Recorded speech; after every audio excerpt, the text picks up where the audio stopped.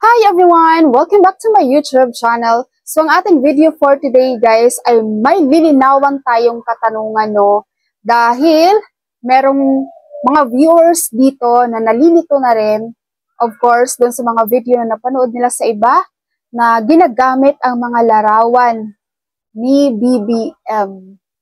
Okay, so unang katanungan galing kay Sir Carmelo Ginawan, bakit nga ganon? At nakalarawan pa si President BBM at sinasabi ng meron na.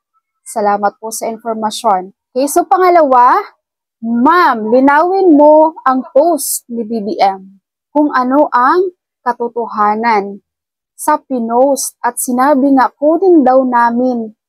So ano ang totoo? Hindi parang malito kung pumunta kami sa bangko nang walang katotohanan. Mabuti pa hindi na lang ipagpatuloy ang pagpo-post kung walang katotohanan.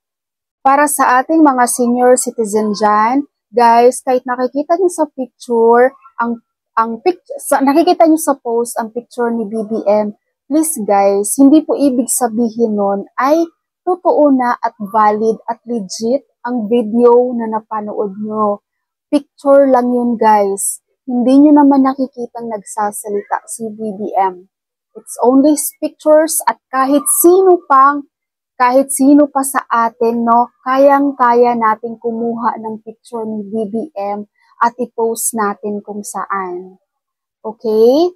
So, katulad niyan, yung mga video ni Bagong Pilipinas TV, lahat ng video niya, nandun ang picture ni President BBM. Pero lahat ng videos niya, lahat ay puro kasinungalingan. Okay?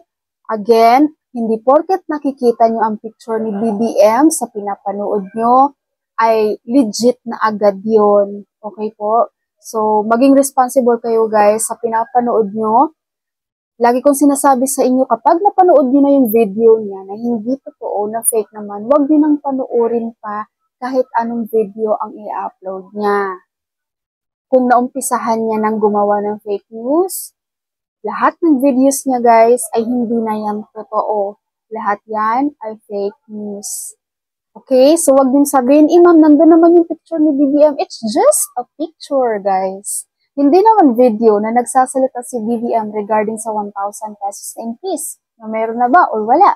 Diba? Kaya wag kayong maniwala. Ingat-ingat po kayo sa mga pinapanood nyo.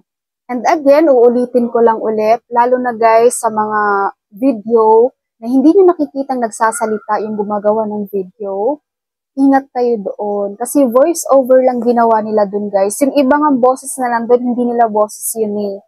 Change voice ang ginawa nila doon. And kayang-kayang gawin yun guys ng kahit sino na magaling sa pagbablog.